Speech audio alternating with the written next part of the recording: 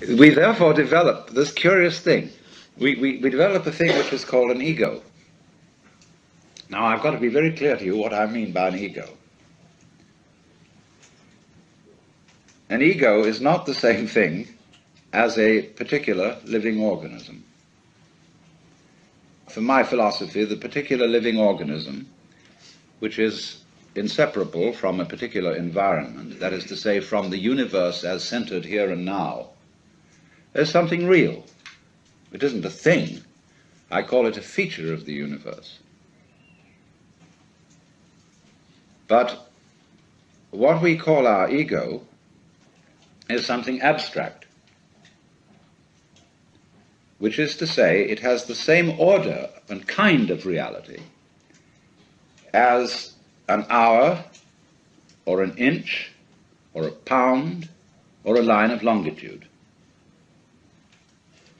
It is for purposes of discussion. It is for convenience. In other words, it is a social convention that we have what is called an ego. But the fallacy that all of us make is that we treat it as if it were a physical organ, as if it were real in that sense, when in fact it is composed, on the one hand, of our image of ourselves, that is our idea of ourselves, as when we say to somebody, you must improve your image. Now, this image of ourselves is obviously not ourselves, any more than an idea of a tree is a tree, any more than you can get wet in the word water. And to go on with, our image of ourselves is extremely inaccurate and incomplete. Would that some God the gifted give us to see ourselves as others see us. We don't.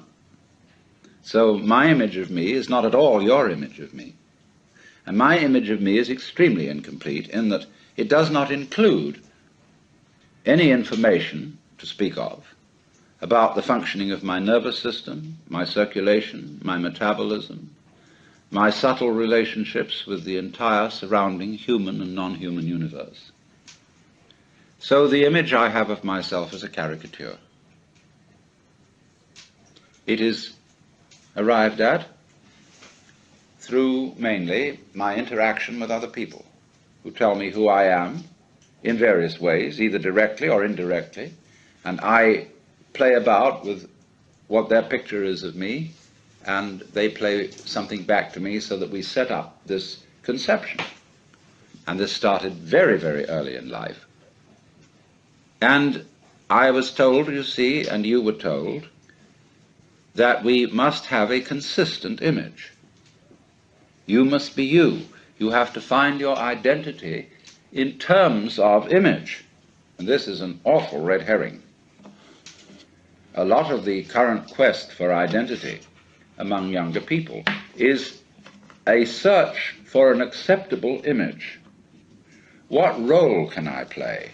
Who am I in the sense of what am I going to do in life, and so on. Now, while that has a certain importance, if it's not backed up by deeper matters, it's extraordinarily misleading. So therefore, on the one hand, there is this image, which is intellectual, emotional, imaginative, and so forth.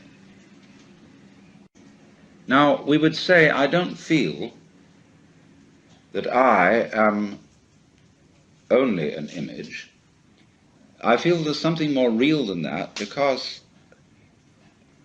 I have a sense of there being a particular sort of,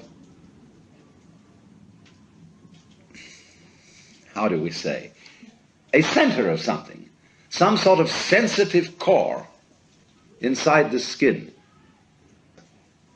And that corresponds to the word I. Let's take a look at this. Because the thing that we feel as being myself is certainly not the whole body. Because a lot of the body can be seen as an object. In other words, if you stand, stretch yourself out, lie on the floor, and turn your head and look at yourself, you know, you can see your feet and your legs and all this up to here, and finally it all vanishes, only there's a sort of a vague nose in front.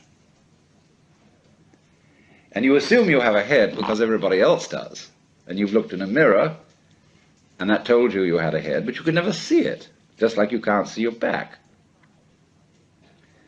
So you tend to put your ego on the side of the unseen part of the body, the part you can't get at, because that seems to be where it all comes from, and you feel it.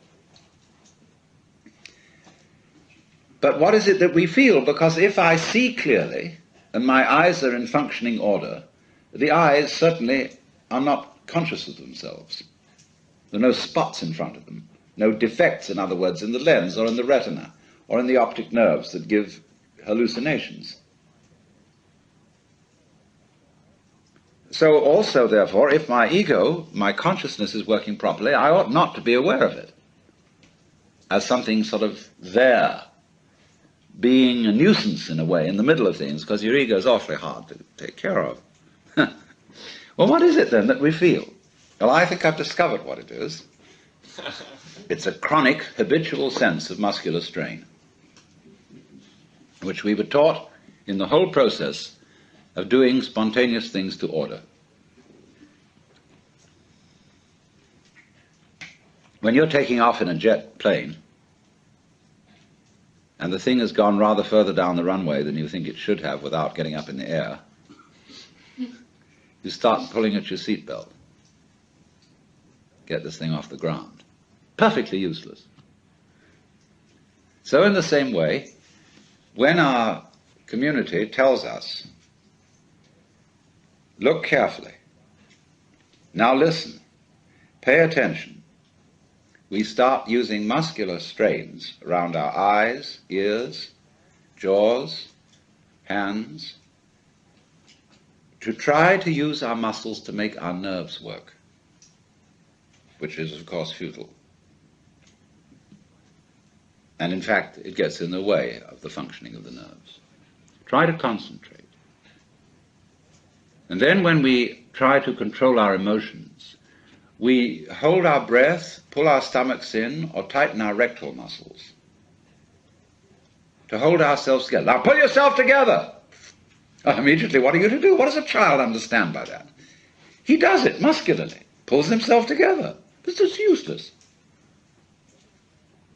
So everybody chronically pulls themselves together, so that it's so funny, if you get a person that just lie on the floor and relax, there's the floor under you as firm as can be, holding you up.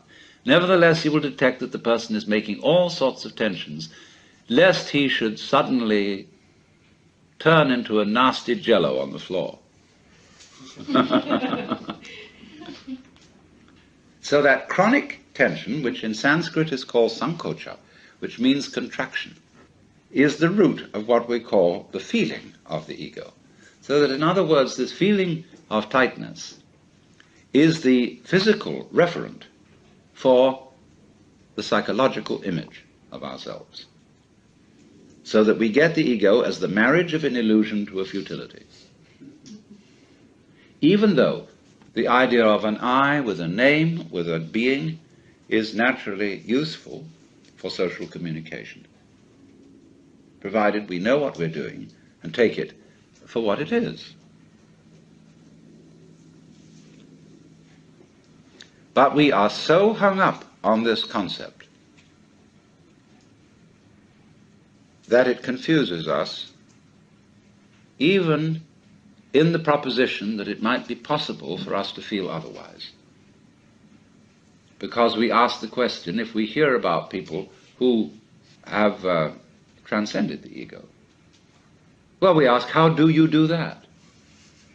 Well, I say, what do you mean? You, how do you do that? Because the you you're talking about doesn't exist. So you can't do anything about it. Any more than you can cut a cheese with a line of longitude. Now that sounds very discouraging, doesn't it? But let's suppose now you are babies again. And you don't know anything.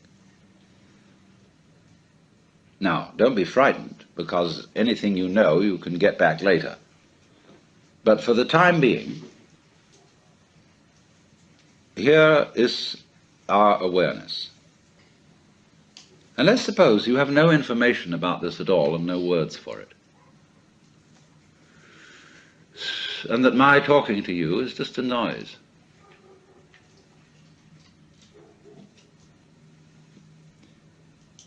Now, don't try to do anything about this. Don't make any effort.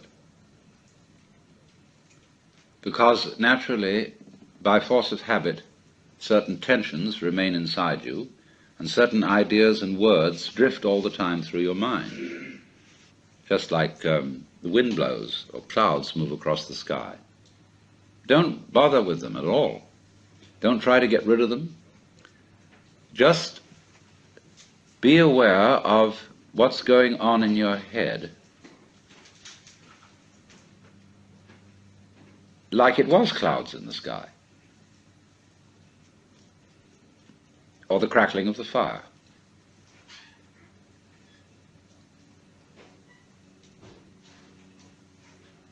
There's no problem to this. All you have to do, really, is look and listen without naming, and if you are naming, never mind. Just listen to that.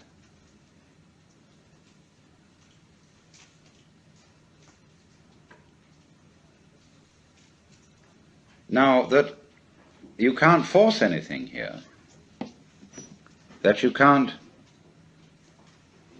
willfully stop thinking and stop naming, is only telling you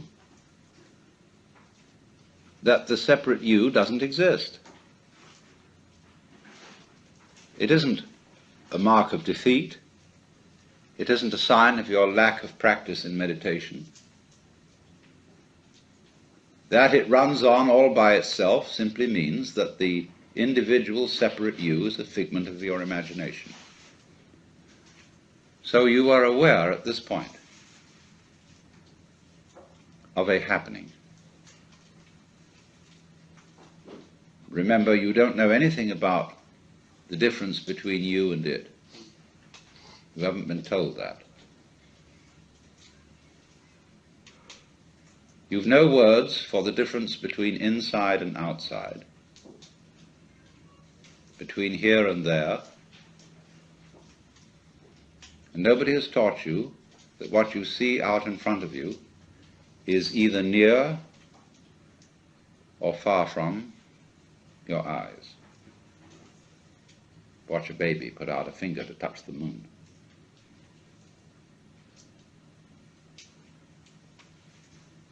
You don't know about that.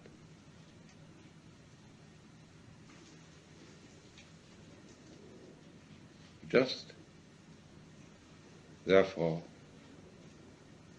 here it is. We'll just call it this.